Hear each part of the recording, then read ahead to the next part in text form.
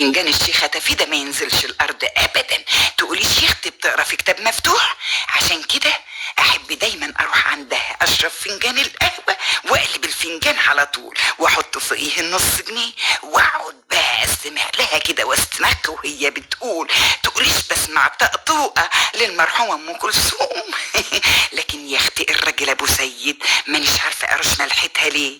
يكون شيختي عشان بتكشف ستره، بتعرف خطاويه. اهو عندك من مدة كده ابو سيد جه وقال لي ايه رأيك يا بمبا؟ فين يا ابو سيد؟ بنتنا جاي لها عريس لقطة. ايه مال وسألت عنه لقيته من عيلة طيبة وبيشتغل في وظيفة كويسة، ما هي تفتح بيته ومستقبله قدامه مفتوح ان شاء الله. ان شاء الله، لكن انا بقول برضو واجب نسأل عليه يا ابو سيد. ما انا سألت. ما هو انت تسأل من ناحية وانا اسأل من ناحية. امال ايه، هي مش بنتي زي ما هي بنتك ولازم ادور على مصلحتها. واجب برضو يا بمبا، واجب، وهو زيادة تأكيد، وان شاء الله تطمنيني زي ما انا طمنتك. ورحت يا اختي اسال الشيخه تفيده وحياتك يا حبيبتي الفنجان كشف ستره، عريس ارداحي خالي شغل ومتجوز 2 وعنها وحياتك حلفت 1000 يمين على يمين ان البت ما هي متجوزه الراجل ده ابدا. هو انا يا اختي مستغنيه عن بنتي ولا يعني مستغنيه عن بنتي؟ وحياتك وراح اتقدم للبت بنت الست عنايات، قال ايه وقبله واتجوزها. وظهر ان كلام ابو سيد مظبوط وكلام الست تفيدة طلع تخريف. واروح اعاتب الشيخة تفيدة تقوم تقول لي اصل البن كان مغشوش. الله يجازيهم البياعين الغشاشين اللي ضيعوا العريس على بنتي. يعني ست تفيدة مالها الذنب. عشان كده اما جه ابو سيد وقال لي اسمعي يا بمبا، خير خير يا ابو سيد، ايه رأيك لو نوفر لنا كل شهر من المهية قد 2-3 جنيه وحاجة نلاقيها وقت عوزة؟ قلت له سيبني افكر بقى يا ابو سيد. وخدت بعضي وجري على الشيخه تفيده عدل. وانا يا اختي يا دوبك شربت الفنجان وست تفيده بصت فيه وراحت شاقه.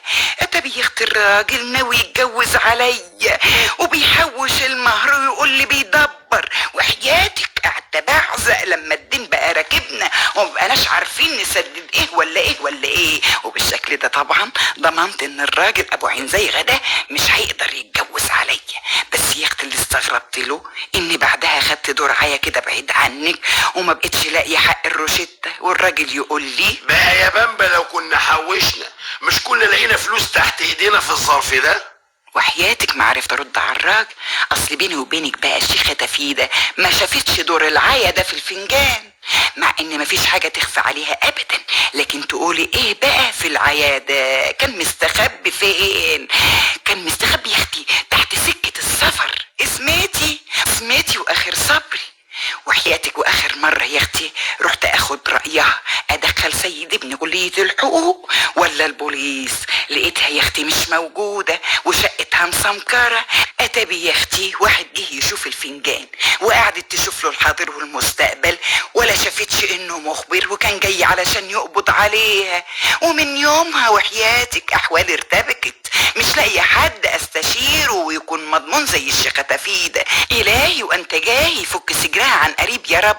بقول ايه يا اختي، تعرفيش يا حبيبتي واحده تشوف الفنجان ولا تضرب الوادع ولا تفتح الكوتشينه بس تكون مضمونه زي الشيخه تفيده؟ بتقولي ايه يا اختي؟ رزق الهبل على المجانين، الله يسامحك. يعني انا مجنونه؟ طب قولوا لي بقى هلاقيها منكم ولا من ابو سيد؟ يا عيني عليا.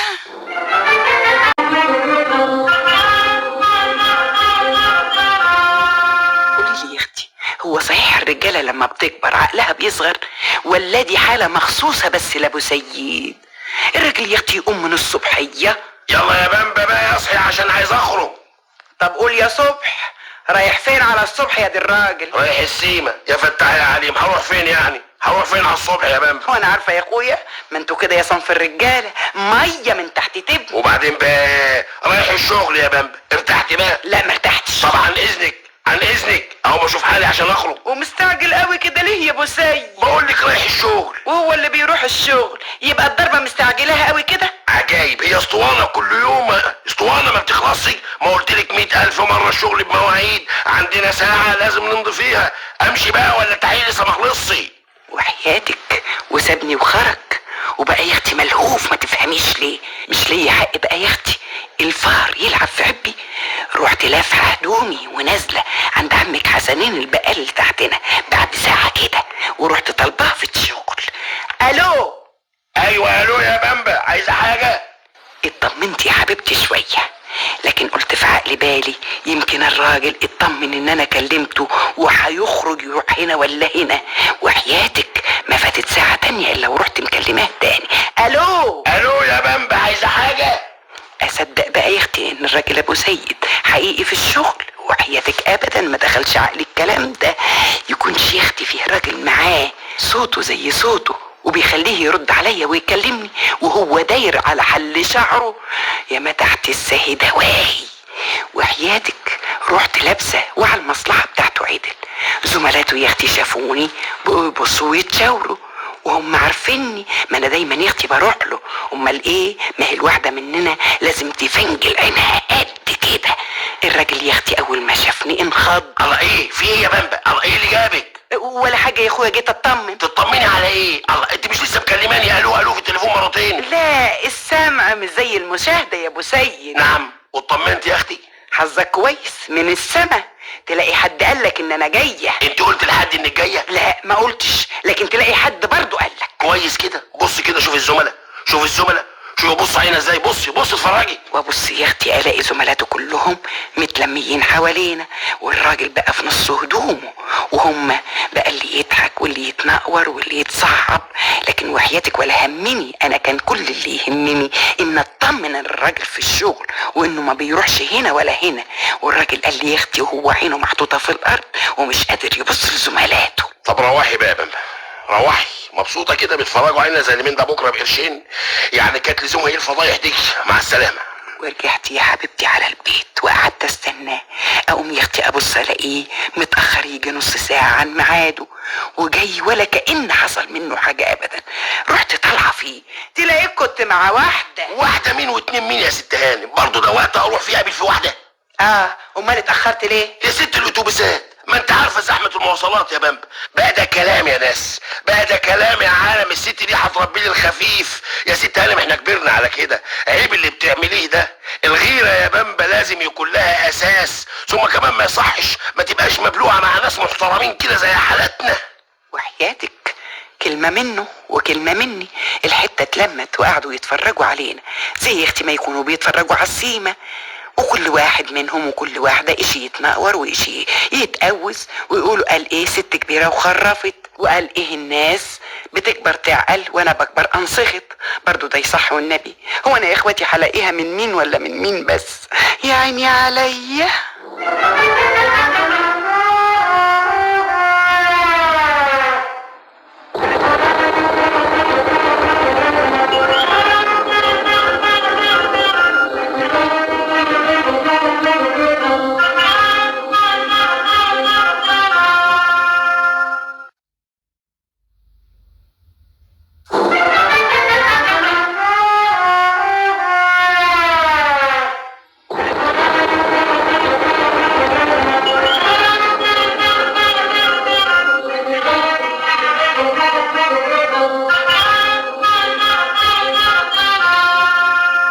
الراجل ابو سيد يا اختي دايما حابس دمي.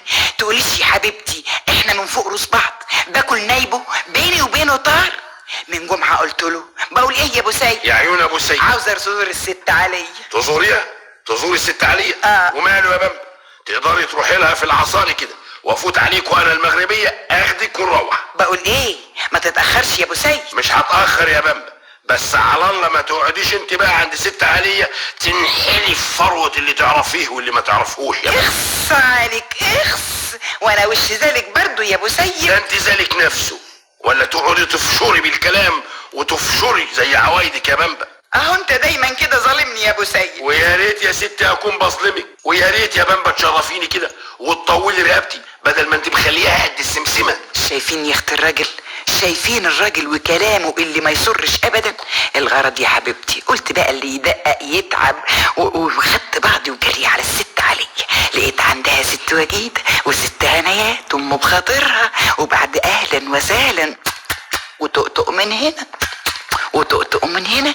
قعدنا يا حبيبتي ندردش والكلام يودي ويجيب، وانا يا اختي ماسكه لساني عشان الراجل ابو سيد ما يشمتش فيا. بصيت لقيت لك يا اختي ست وجيده بتتكلم عن ابوها اللي كان مدير مديريه قد الدنيا، والست عنايات بتتكلم يا هي كمان عن ابوها اللي كان عنده ابعاديه. طب يا اختي اقعد بقى انا اسمع كده وما اتكلمش؟ برضو ربنا زي ما خلق لنا ودان علشان نسمع خلقني لسان عشان نتكلم. قلت يا اختي اخد براح انا كمان، وقعدت يا اختي اتكلم عن ماما اللي يوم ما اتجوزت كان جهازها اوله في السيده زينب واخره في المغربلين، وعن عربيه بابا المذهب الكوبيل اللي كان بيجرها ست خيل ويجري قدامها 4 شماشرجيه، وعنها يا اختي واكلت الجو منهم وبقوا كلهم فاتحين بقهم. تقولش يا اختي ناس عبط الا الست عليا قاعده تبص لي وتحقق وتبحلق فيا. قلت لها جرى ايه يا اختي مالك بتبحلقي فيا كده ليه؟ مش مصدقاني يعني ولا ايه؟ ابدا يا خالتي بامبا مصدقاكي، بس انا ببص على الفستان اللي انت لابساه. قلت يا اختي اسوق فيها، هي يعني جت على الفستان؟ رحت منفوخه وانا قاعده على الكنبه كده وقلت لها عاجبك يا ست عليا؟ ده وحياتك المتر ب15 جنيه بعد فصال. 15 جنيه؟ ايوه يا اختي اصله مش من هنا اسم الله عليكي، ده ابو سيد الله يستره بعد جابهولي من بلاد بره. لكن ده ايه لكن ايه؟ مش معقول يا خالتي بامبا. مش معقول ازاي بقى؟ وانا يعني هكدب عليكي ولا انا يعني هكدب عليكي؟ اصل انا عندي حته قماش زيه بالظبط. وما كدبتش يا اختي خبر، ولقيتها قامت وجابت حته القماش. سبحان الله الخالق الناطق، هي القماشه بتاعت الفستان اللي انا لابساه. حقيقي يا اختي اخلاق من الشبه 40. لكن اقول لكم الحق بقيت في نص هدومي، خصوصا لما قالت لي انا جايبه المتر ب70 قرش بس. لا يا اختي لا، قلت لك انا جايبه المتر ب15 جنيه. صادقه يا خالتي بامبا صادقه. وابو سيد يا اختي اصله شاريهولي من بلاد بره. صادقه يا خالتي بامبا صادقه. وانا يا اختي بقول كده وابص الاقي الراجل ابو سيد داخل. عواف عليكم. قول لهم يا ابو سيد بذمتك انت مش شاري حته القماش دي من بلاد بره؟ بلاد بره؟ بالاماره المتر ب15 جنيه. بره ايه وجوه ايه؟ هو ايه اللي ب15 جنيه يا بامبا؟ متر القماش يا ابو سيد، انت مش واخد بالك ولا ايه؟ لا واخد بالي قوي. القماش ده جايبه من بلاد جوه مش من بلاد بره. بلاد جوه ايه يا ابو سيد؟ ايوه بلاد جوه يا بامبا. يا سلام، وبلاد جوه ده تطلع ايه بقى يا ابو سيد؟ الموسكي يا بامبا. ها؟ والمتر جايبينه ب75 ساعة. ابو سيد بامبا دي الحقيقة يا بامبا، هو حد هيدفع لنا حاجة؟ وحياتكم ما بقتش عارفه اودي وشي فين، وكل الكلام اللي قعدت ارغي فيه زياده عن ساعتين نزل كله على فشوش. والستات يا اختي اللي كانوا قاعدين ومقدريني بقوا يبصولي من فوق لتحت زي اللي مش ماليه عينهم. حق بذمتكم يصح ابو سيد يعمل فيا كده واروح البيت علشان اعاتبه بقول لك ايه يا ابو سيد؟ نعم. انت غلطت فيا. لا يا بامبا، انت اللي غلطت في حق نفسك. الفشر زي الكدب يا بامبا، مالوش رجلين ومسيره ينكشف. احنا دلوقتي يا بامبا في مجتمع الانسان قيمته بعمله واخلاقه، مش بالمظاهر الفاضيه دي والكدابه اياها اللي بتقوليها. شوفي يا اختي الراجل اللي دايما حابس دمي كده، ما كنتش يا اختي اخد براحي وسط صحباتي، امال اعمل ايه بس يا اخواتي؟ يا عيني عليا.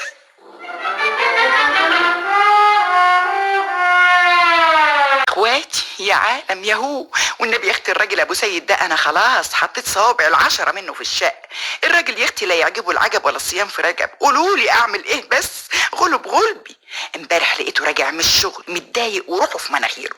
بيني وبينكم صعب عليا معلوم، قلت اكلمه اسليه اهون عليه شويه. طبعا يا حبيبتي خالتكم بامبا ست من تفهم وتعرف في الاصول برضه.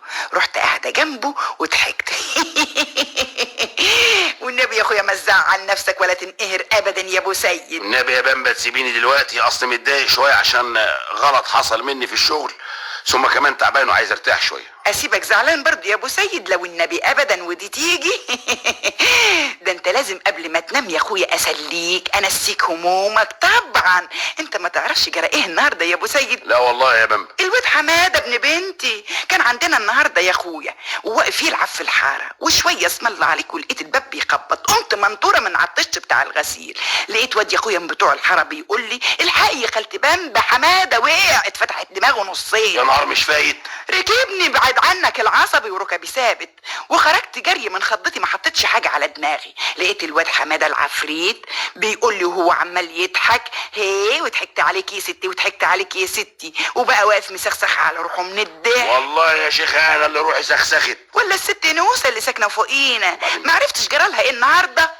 اتخانقت يا اخويا مع جوزها عوض الله قناع الرب السما، بقى صوتهم جايب لاخر الشارع، واخرة المتمه جرجروهم هما الاتنين بزفه لحد يا الكراكون. ساتر يا رب. ولا البت بنتك يكبد عليها مالها رخرة؟ مش جت النهارده يا اخويا ودمعتها على خدها ووشها يا نظري زي الكركم، اتار اللي ينقرص في النعين، وابراهيم جوزها فتح حلقه قد كده عليها، قال ايه؟ لقى زرار في القميص مقطوع. يا اختي ان شاء الله تتقطع رقبتك يا شيخ. هو مين ده؟ ابراهيم يا اخويا بعد الشر عنك الف بعد الشر. هو فاكر البت ايه؟ رميه ولا فاكرها رميه؟ هفيه ولا فاكرها هفيه؟ لا ده انت ما تسكتش على الحكايه دي ابدا يا ابو سيد. طيب بس الحكايه دي بقى نتكلم فيها بعدين في وقت تاني بقى. وقت تاني ليه يا اخويا؟ ما احنا فيها اهو، انت لازم تبهدله دلوقتي حالا، توريني مقام وانت سامع. يا ستي سامع. طب وقلت ايه؟ قلت استغفر الله العظيم. استغفر الله العظيم من ايه بقى يا ابو سيد؟ منك ومن اعمالك ومن فعايلك. بقول لك متضايق يا استهانم، قرفان، تقومي تيجي تزوديني وتزودي همومي على هموم. اعوذ بالله، انا خارج يا ست. خارج رايح على فين يا ابو سيد؟ رايح اقعد على القهوه اشوف واحد صاحبي يسليني ويخفف عني. يا اختي يا ندامه، امال انا بعمل ايه يا سيد؟ ما انا بسليك اهو بخفف عنك يا اخويا. ما تيجي وتركبي لي هموم على هموم، وهموم النهارده وهموم امبارح، وتحط ده كله على دماغ وتقولي بسليك، ده نكد ايه ده العالم. شوفوا يا اختي الراجل اللي ما يتمرش فيه حاجه ابدا،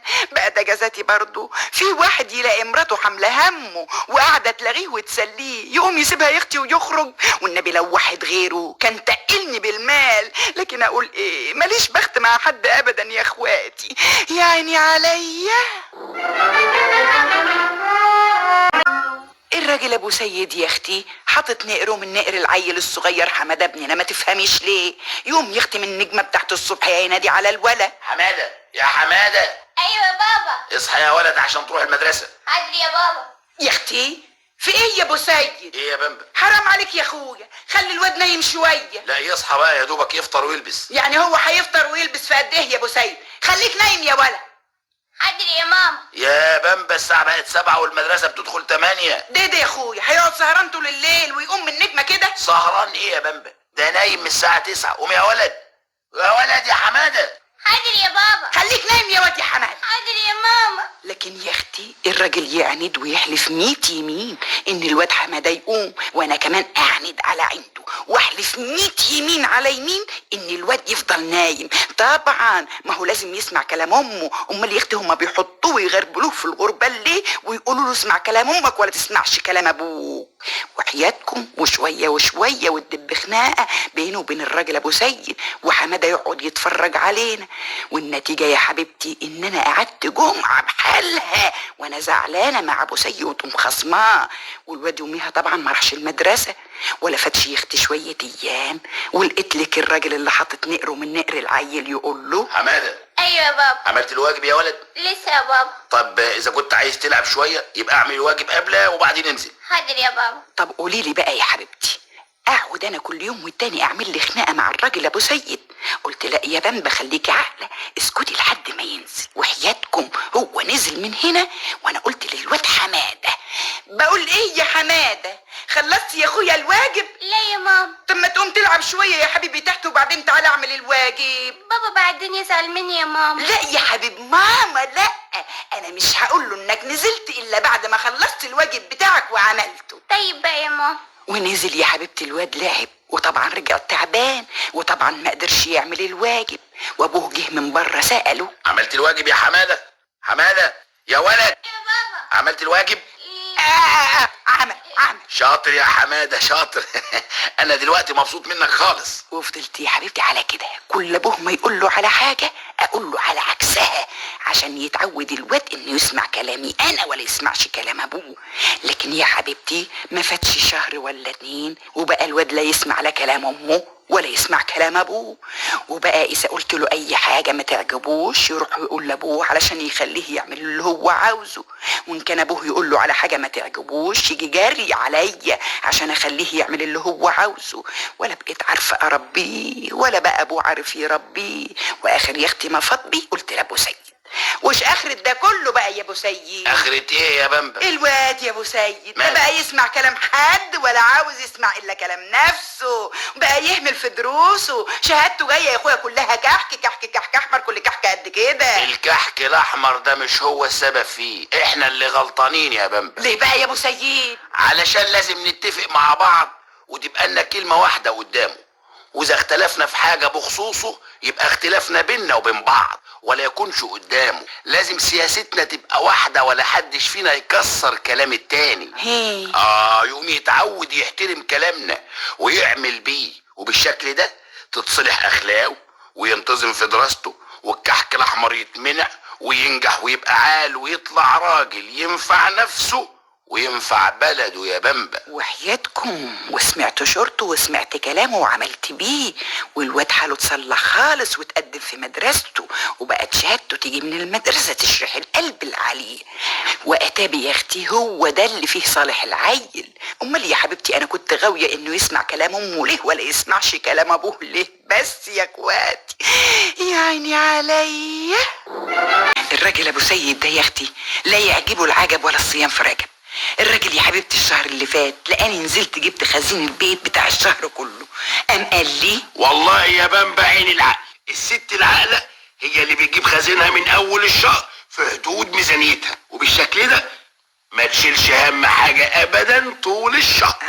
عشان تعرف يا ابو سيد انك متجوز واحده مدبره ومقتصده. عارف يا بمبا عارف، وعشان كده ابتداء من الشهر الجاي ان شاء الله هديك الماهيه تتصرفي فيها زي ما انت عايزه، مش هاخد منك غير حق السجاير والمصاريف بتاعه المواصلات وبس. وفعلا يا اختي الشهر اللي جه وهل ما كدبش خبر اداني الماهيه على داير المليل، وانا يا اختي رايحه على البقال فت على الاجزخانه اللي على نصة الشارع. ما انت عارفان دلوقتي خلاص ما بقتش استعقد في الوصفات البلدي، وبقيت اعرف قيمه الادويه والدكاتره بعد ما سمعت يا اختي كلامهم وخفيت من الوجع اللي كان بيجيني. وما دام بقى يا اختي الادويه مهمه قوي كده قلت اعمل اجزخانه صغططه كده زي اللي عاملاها الست عنايات. واول يا اختي ما دخلت على الاجزخي قال لي اهلا وسهلا خالتي بمبا، اتفضلي. اهلا بيك يا اخويا. بقول ايه يسترك اديني شريط اسبرين. طيب حاضر اتفضلي. وده ايه ده يا اخويا اللي في العلبه اللي هناك دي فيتامينات مقويه يا خالتي بمبا. مقويه؟ خلاص. بقول ايه هات لي منها 5. 5 مرة واحدة؟ مش يا اخويا بتقول مقويه؟ احسن حاجة تقوي يا خالتي بمبا هي الاكل. والفيتامينات دي بتساعد بس يا اخويا.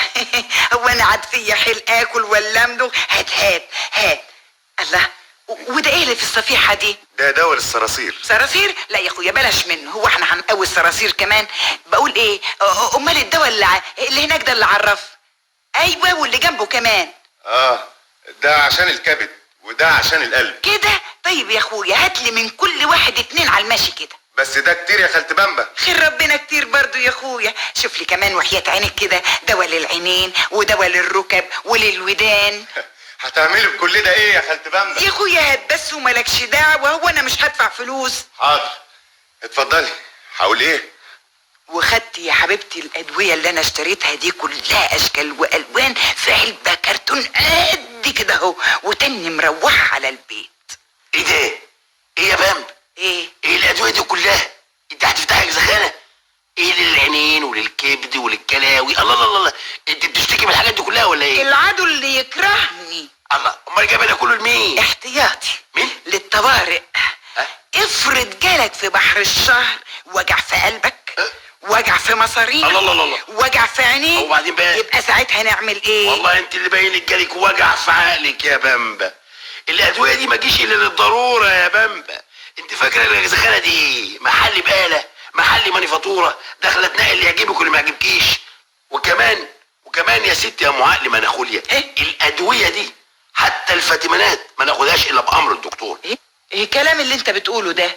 طب ما ست عنايات عامله اجزخانه في بيتها. ما قلناش حاجه يا ست بامبا، كل ست واجب تعمل اجزخانه في بيتها. بس اجزخانه مش تشتري لها عمال على بطال، لا دي تحط فيها الاسعافات الضروريه الاوليه، شويه ميكروكروم، شويه صبغه يود، قطن، شاش، نشال، الحاجات زي كده، حاجات مفروض تبقى في كل بيت للطوارئ، مش تروح تشتري ادويه ما يصحش تجيبها الا بامر الطبيب وتقول لي دي طوارئ يا بامبا. وحياتك ومن الشهر اللي بعديه مسك يا اختي هو المصروف من تاني وقال ايه ان انا بتصرف غلط.